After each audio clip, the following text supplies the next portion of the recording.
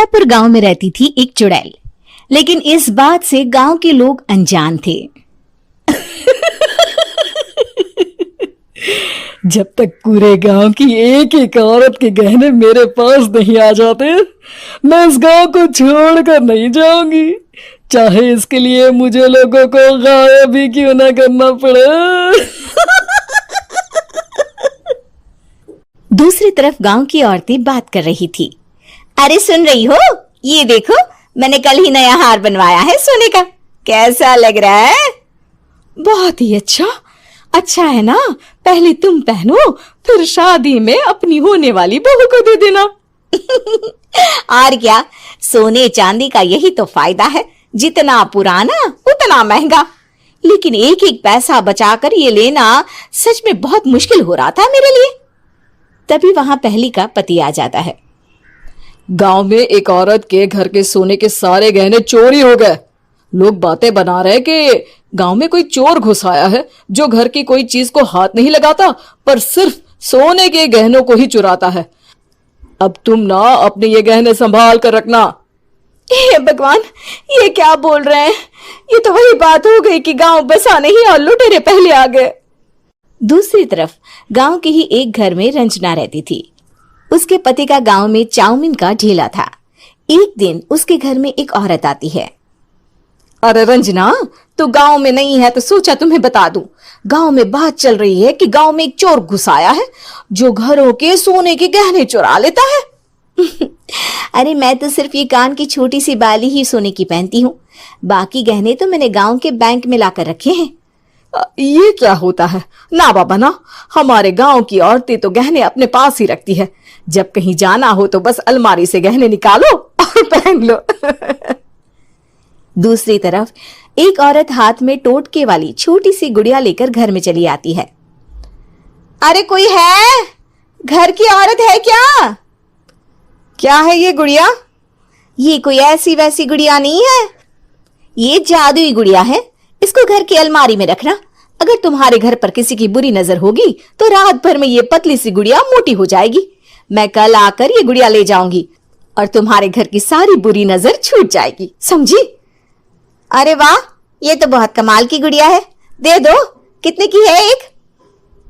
अरे नहीं नहीं नहीं, ये फ्री की है। मेरा काम इस पूरे गांव को बुरी नजर से दूर रखने का है। हाँ। भली औरत उसके हाथ से वो गुड़िया लेकर अलमारी में रख देती है। लेकिन अगली सुबह जब वो उस गुड़िया को देखती है तो पतली सी गुड़िया मोटी हो चुकी होती है। हे भगवान, ये क्या? किसने मेरे घर को बुरी नजर से बांध रखा था?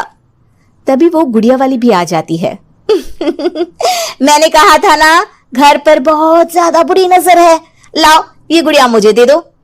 औरत वो गुड़िया उठाकर उसे दे देती है। गुड़िया हाथ में आते ही वो औरत उसे लेकर सीधे गांव के बाहर की खाली हवेली में चली जाती है और साधारण औरत से चुड़ैल बन जाती है। अरे पगली, गांव वाली इस गुड़िया के पेट में तेरे घर के सारे गहने हैं। इतना बोलकर वो गुड़िया को फाड़ देती है और सारे गहने निकाल लेती है। वहीं दूसरी तरफ, हे भगवान, मेरे घर के सारे गहने चोरी हो गए। उस औरत के घर के आसपास लोगों का जमावड़ा हो जाता है और लोग बातें करने लगते हैं। लो जी, ये भी घर गया। पता नहीं कौन चोर है जो इतनी होशियारी से गहने चुरा लेता है। कुछ समझ में नहीं आ रहा कि कौन है। लोग तो घर से कहीं जाते भी नहीं है, न ताला लगे न घर खाली हो, फिर भी रातों रात गहने चोरी हो जाते हैं। अरे हम तो कहते हैं लोगों को बारी बारी चौकीदारी करनी चाहिए, चोर को तो पूरे गांव वाले मिलकर पकड़ ही लेंगे। लोग बारी बारी घरों की चौकीदारी भी करते हैं, लेकिन चोरी होने का सिलसिला रुकता ही नहीं। फिर एक दिन रंजना के पड़ोस से भी रोने की आवाज आती है। अरे आज ही घर की बुरी नजर उतरी और आज ही सारे गहने भी चोरी हो गए। कैसी बुरी नजर? क्या हुआ था? तभी वहां उस औरत का पति भी आ जाता है जिसके घर में गहनों की चोरी हुई थी। हाँ, मेरी बीवी ने भी किसी गुड़िया को घर में बुरी नजर उतारने के लिए रखा था, लेकिन अगले दिन गहने चोरी हो गए। अब रंजना को कुछ कुछ बात समझ में आ जाती है। वो गांव वालों से कहती है, देखिए अब आप लोग चिंता ना करें, जल्द ही चोर पकड़ा जाएगा। उस नजर उतारने वाली गुड़िया को आज मेरे घर कोई भेज देना। फिर क्या था, चुड़ैल को लोग रंजना के घर भेजते हैं। पहली बार देखा है कोई खुद लुटने को तैयार बैठा है। तो तू है जिसे घर की बुरी नजर उतारनी है?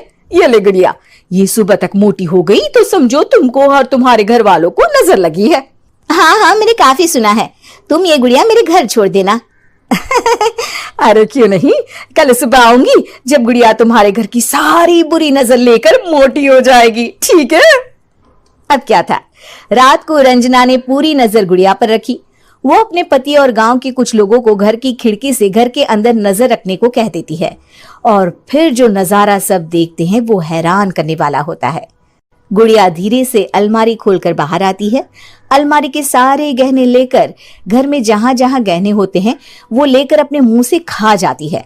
वो जितने गहने खाती उतनी ही मोटी हो जाती और फिर अलमारी में बंद हो जाती है। गांव वाले डर के मारे वहीं बेहोश हो जाते हैं। लेकिन सुबह जब वो औरत गुड़िया लेने आती है, रंजना उसका सामना करती है। ये देखो गुड़िया कितनी मोटी हो गई है, लगता है मेरे घर में बहुत लोगों की नजर लगी है। लाला ये गुड़िया मुझे दे दे, अरे बहुत कीमती गुड़िया है ये। तेरे घर की सारी बुरी नजर मैं गांव के बाहर वाली हवेली में फेंक आती हूँ। शाम को फिर लोगों के घर इसे लेकर जाना है ना, इसमें तो मेरी जान बसती है, जान। रंजना गुड़िया को चुड़ैल की तरफ बढ़ा देती है, लेकिन फिर वापस ले लेती है और गुड़िया के हाथ मोड़ देती है। जैसे ही गुड़िया के हाथ मोड़ती है, चुड़ैल का हाथ भी मुड़ जाता है।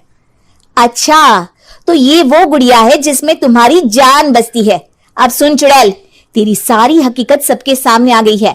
या तो गांव वालों के गहने लौटा दे, नहीं तो मैं इस गुड़िया की गर्दन मोड़ दूंगी। चुड़ैल डर जाती है। अरे नहीं नहीं, मेरी गुड़िया दे दो, मैं सबके गहने वापस कर दूंगी। ठीक है, अब भी जा और सबके सारे गहने वापस कर। चल निकल यहां से। चुड़ैल सबके गहने लौटा कर रंजना के पास आती है। ला दे मेरी गुड़िया रंजना, इसके अंदर के गहने निकाल ले, लेकिन गुड़िया वापस दे दे। लेकिन रंजना जानती थी कि जैसे ही गुड़िया चुड़ैल को देगी उसकी शक्ति वापस आ जाएगी। चुड़ैल, तू तो चुड़ैल ही रहेगी, ये मैं जानती हूँ। अरे नहीं नहीं नहीं, मैं गांव छोड़कर चली जाऊंगी, किसी को परेशान नहीं करूंगी, वादा करती हूँ मैं। लेकिन रंजना उसकी एक बात नहीं सुनती और गुड़िया का सर उसके शरीर से अलग कर देती है। चुड़ैल सर अलग होती ही गायब हो जाती है। गांव वाले रंजना के साहस और बुद्धि की खूब प्रशंसा करते